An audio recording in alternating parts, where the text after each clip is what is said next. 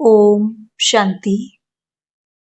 अव्यक्त मुरलियों की श्रृंखला में आज हम प्यारे बाप दादा के 26/10/71 के मधुर महावाक्य सुन रहे हैं। हेडिंग है कर्म का आधार वृत्ति। बाबा कहते, आज प्रवृत्ति में रहने वाले पांडव सेना की भट्टी का आरंभ है। अपने को पांडव समझते हो? निरंतर अपना पांडव स्वरूप स्मृति में रहता है। वह कभी अपने को पांडव समझते हो और कभी प्रवृत्ति वाले समझते हो। निरंतर अपने को पांडव अर्थात पंडे समझने से सदा यात्रा और मंजिल के सिवाय और कोई स्मृति रह सकती है? अगर कोई स्मृति रहती है तो उसका कारण कि अपना पांडव स्वरूप भूल जाते हो। स्मृति अर्थात वृत्ति बदलने से कर्म भी बदल जाता है।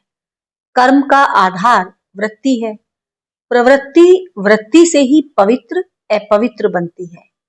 इसीलिए पांडव सेना वृत्ति को सदा एक बाप के साथ लगाते रहें तो वृत्ति से अपनी उन्नति में वृद्धि कर सकते हो। वृद्धि का कारण वृत्ति है। वृत्ति में क्या करना है?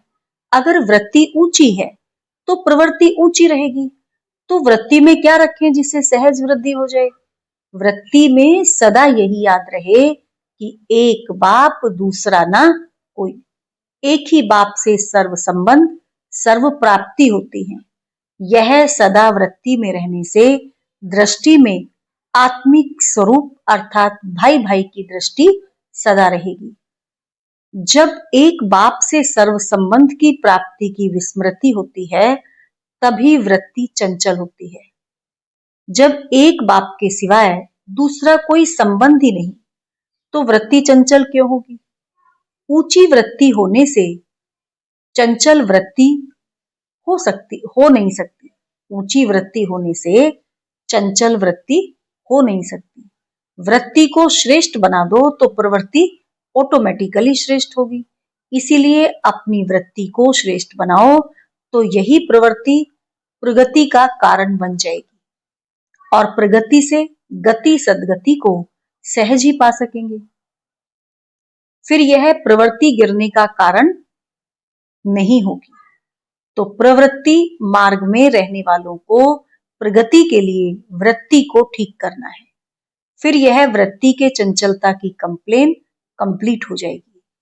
स्मृति व वृत्ति में सदा अपना निर्वाण धाम और निर्वाण स्थिति रहनी चाहिए और चरित्र में निर्माण। तो निर्माण, निर्माण और निर्वाण यह तीनों ही स्मृति रहने से चरित्र, कर्तव्य और स्थिति तीनों ही इस स्मृति से समर्थवान हो जाती है। अर्थात स्मृति में समर्थी आ जाती है और जहां समर्थी है वहां तीनों में विस्मृति नहीं आ सकती। तो विस्मृति को मिटाने के लिए यह समर्थ स्मृति रखो। यह तो बहुत सहज है ना। अगर चरित्र में निर्माणता है तो कर्तव्य भी विश्व निर्माण का ऑटोमेटिकली चलेगा।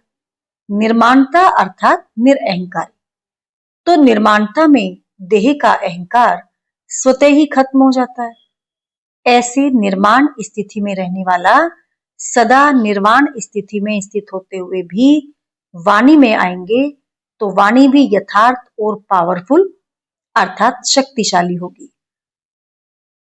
कोई भी चीज जितनी अधिक शक्तिशाली होती है उतनी क्वांटिटी कम होती है, लेकिन क्वालिटीज अधिक होती हैं। ऐसे ही जब निर्माण स्थिति में स्थित होकर वाणी में आएंगे तो वाणी में भी शब्द कम लेकिन शक्तिशाली ज्यादा होंगे।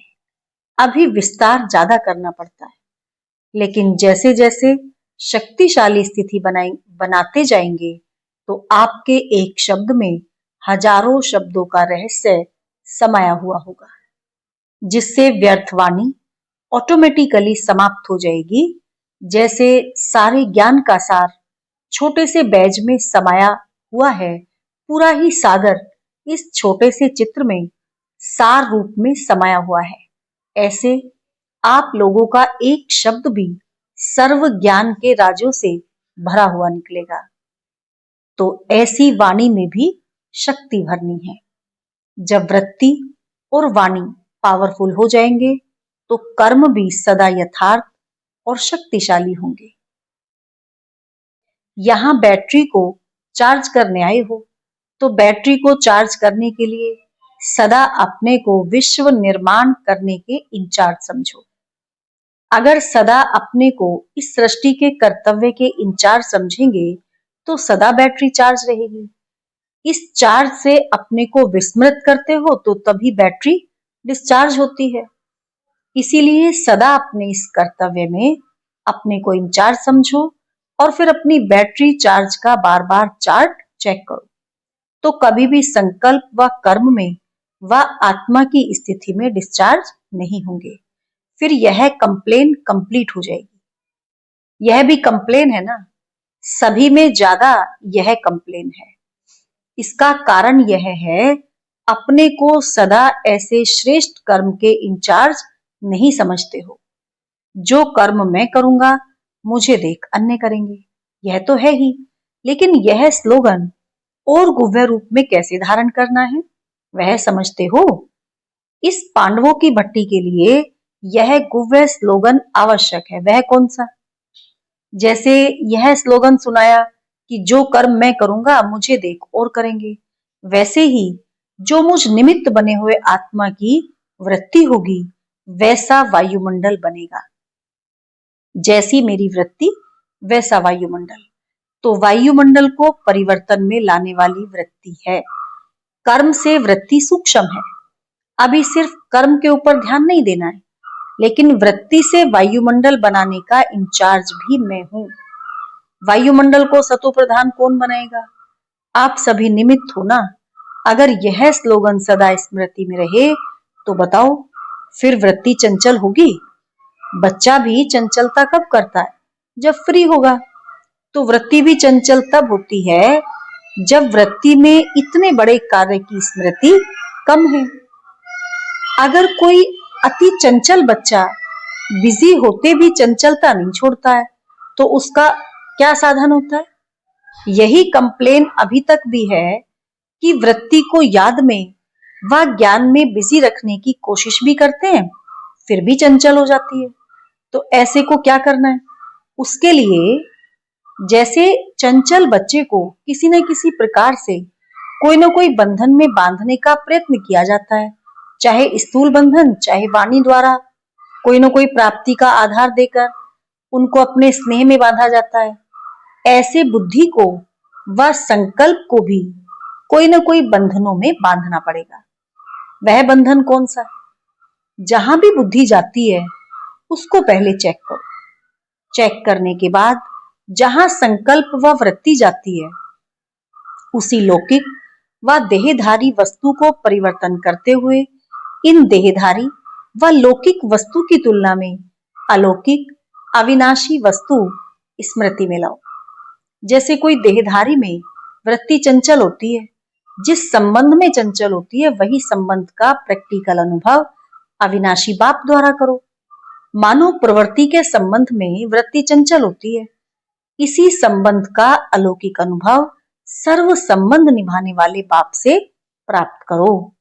तो जब प्राप्ति की पूर्ति हो जाएगी तो फिर चंचलता की निवृत्ति हो जाएगी। समझा? अगर सर्व संबंध और सर्व प्राप्ति एक बाप द्वारा हो जाए तो अन्य तरफ बुद्धि चंचल होगी।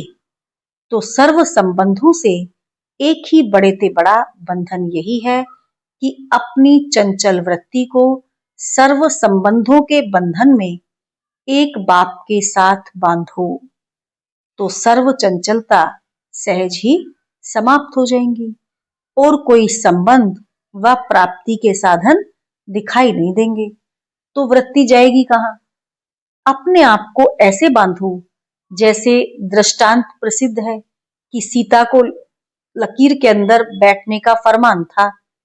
ऐसे अपने को हर कदम उठाते हुए, हर संकल्प करते हुए बाप के फरमान की लकीर के अंदर समझो। अगर संकल्प में भी फरमान के लकीर से निकलते हो तब व्यर्थ बातें वार करती हैं। तो सदैव फरमान की लकीर के अंदर रहो तो सदा सेफ रहेंगे।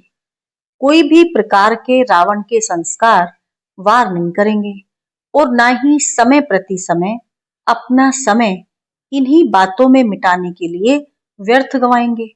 ना वार होगा, ना बार बार व्यर्थ समय जाएगा। इसीलिए अब फरमान को सदा याद रखो। ऐसे फरमान बरदार बनने के लिए ही भट्टी में आई हो ना, तो ऐसा ही अभ्यास करके जाना जो एक भी संकल्प फरमान के बिना ना हो। ऐसे फरमान बरदारी का तिलक सदा स्मृति में लगा रहे। यह तिलक लगाना, फिर देखेंगे फर्स्ट नंबर कौन आता है। इस तिलक को धारण करने में फर्स्ट प्राइज लेने वाला कौन होता है। अच्छा, ओम शांति।